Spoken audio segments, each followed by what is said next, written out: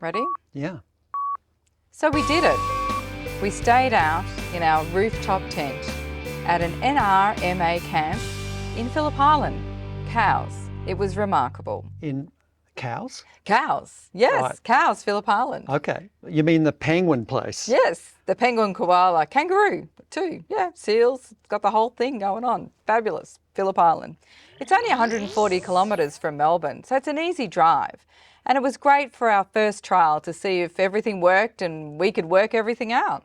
Very popular place. Thank God we went down there before all the Christmas tourists. Absolutely. And the park was amazing. It's on the beach and it's just a short walk to the main the main pier of Cowes, Phillip Island, and it's where the ferry comes in from Stony Point. It's really very lovely. In fact, you've got a lot of memories from that place. It was where your family went down to camp. Yes, every year I was fortunate enough to go and stay at a different caravan park every Christmas with the family, and it was, remarkable. I've got many fond memories. There's still fabulous beaches down there. There's not a lot that has changed, to be honest.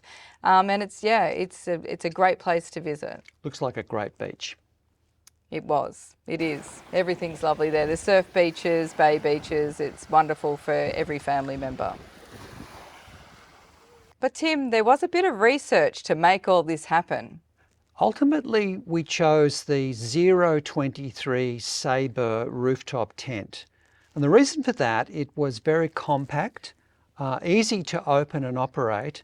And it's a little old local business down here in Melbourne, around the corner from us, and they've gone global. So we thought we'd give them a go. But it wasn't easy fitting it onto our truck. Well, we had to work out how much our truck would be able to handle with the weight on its roof. Ours is a Landcruiser 2007. I could not for the life of me find any information on the internet or wherever on how much it could handle. There was some information that said 150 kilos. There was someone else said 200. There were even people saying, oh, you could handle 300. But we weren't going to risk it. So we... No risking. Not going to risk it. No. So we decided 150 would be the max. 150 kilos was the maximum we were going to put on that roof. But then we had to work out what type of roof rack we were going to put on there. So we wanted a flat roof rack, and we chose a ARB Touring tubular steel welded roof rack. And we chose that because of its strength. And apparently, according to their documentation, it's rated to 150 kilos in extreme 4x4 usage. This is important because I have seen online that a few people have been unstuck with their roof racks, going off-road, thinking that it's rated for off-road when it isn't, and their rooftop tents slide off. You don't want that happening now, do you? We're not going to have that happen. No. But let's do the math. We'll work it out. Let's have a look here. So if we add everything up that we've got on there, so the tent, the rooftop tent, the Saber, that weighs 87 kilos. Then we put an awning on the side, that's 10 kilos. Then we had the shower tent, 3 kilos. Essential. Then the rack itself, the rack weighs 30 kilos in itself, but you've got to add that in. Of course.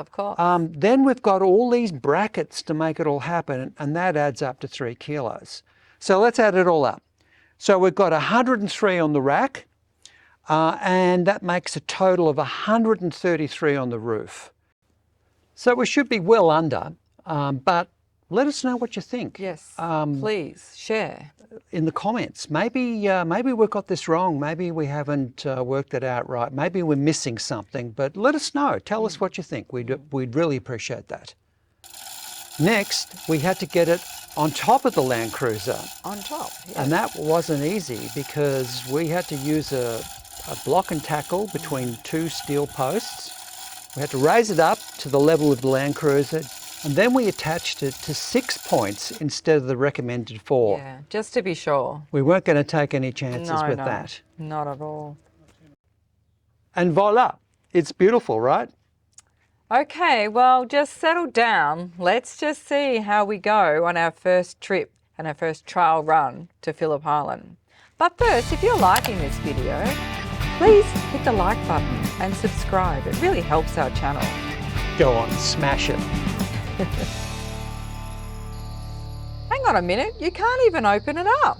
So it's got this locking clamp system that you've got to, it's a bit fiddly, but it really locks it down.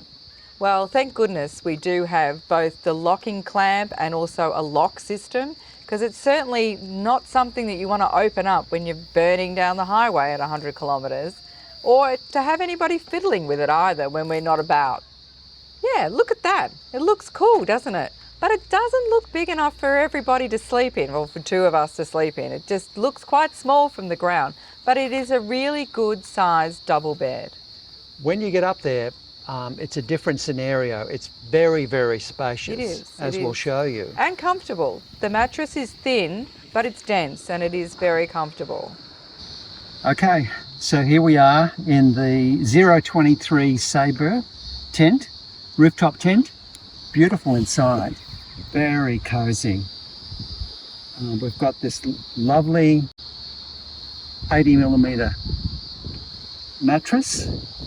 We've got these pockets and pouches and a little clear area to put maybe a tablet or something like that.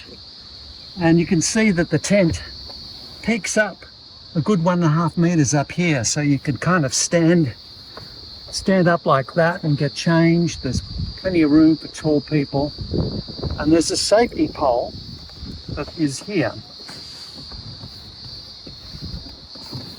that we lock this in.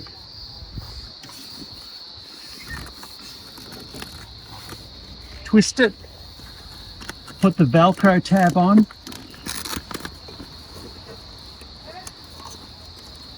and that's going to protect us in high volume winds that might compress the whole thing down. But it's fantastic. Love this little tent. It's so compact, very easy to set up, very easy to use. We're going to enjoy this. We've set it up. There it is. That's the Landcruiser with the rooftop tent set up.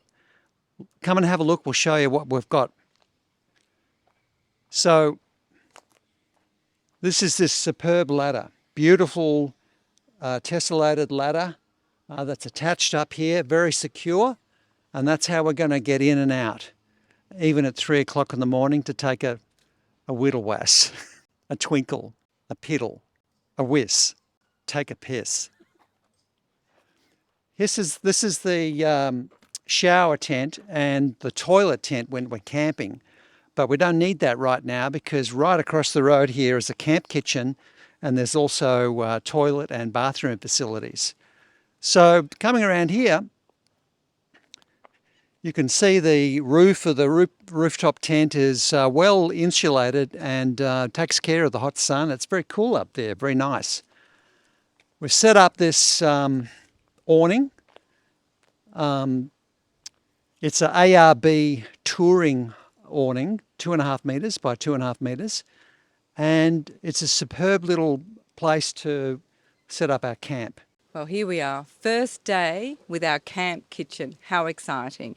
So we've got the billy on the boil, literally, all set up here on our fabulous little Wanderer table that's keeping it from getting blown away. It's coping super well.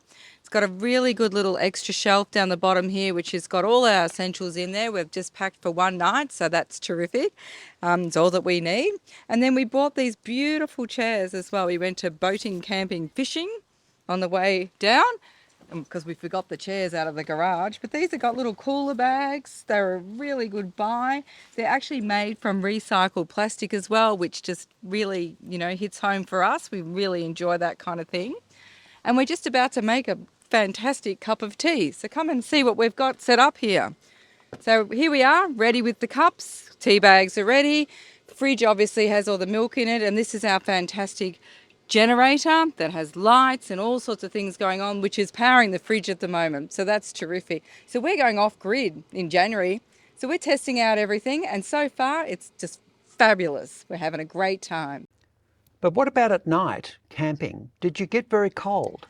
Yeah, you know what? It was freezing for this time of the year, but I think it's because we're not used to being out in the open. So you just go prepared. We rugged up.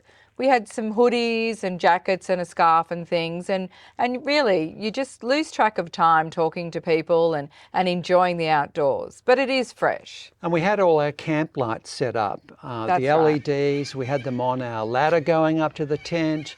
We had the LEDs that could switch on to the orange colour, That's right. which apparently repels bugs or doesn't attract bugs. Thank goodness. The And we didn't Aussies have love any, me. did we? So No, no. that was good. So maybe it works. So the big question, how did we go during the night getting up? Well, it was okay. I mean, everyone's been asking us that. What if you need to get up to go to the bathroom? But you know what? We settled into bed. We watched a movie, and then just before needing or wanting to go off to sleep and turn everything off, we got up and went to the bathroom. All sorted. Just down the road a bit from where we were camping. Yes, it's all fine. All And job fine. done, you would say, Christine. Yeah, I think so. Yeah, the job was done. And Tim, did you get any sleep? Sure. Take a look at this. You look like crap.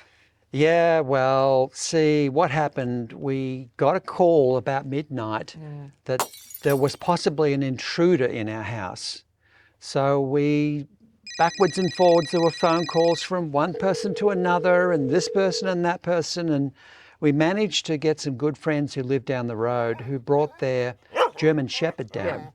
And he went through every single room and cleared the place. Yes.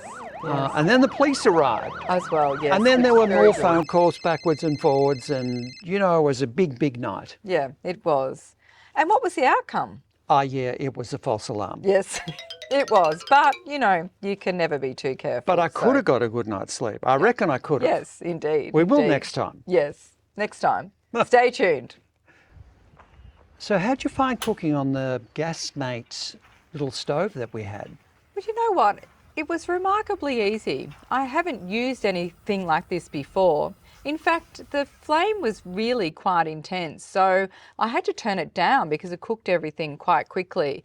It was really efficient, very easy to use, and we enjoyed a cooked dinner and also egg and bacon for breakfast. That was delicious. That looked beautiful. Yeah, And and it tasted beautiful too. Yeah, lots of cups of tea as well. So yeah, no, it's I found it quite easy, and it honestly was my first time cooking outdoors like this. So. Kind of better than at home, you Oh would yeah, say. yeah, probably. Might have been. Anyway, the big question here now, Christine, is having had that one night, would you do it again on a rooftop tent? You betcha.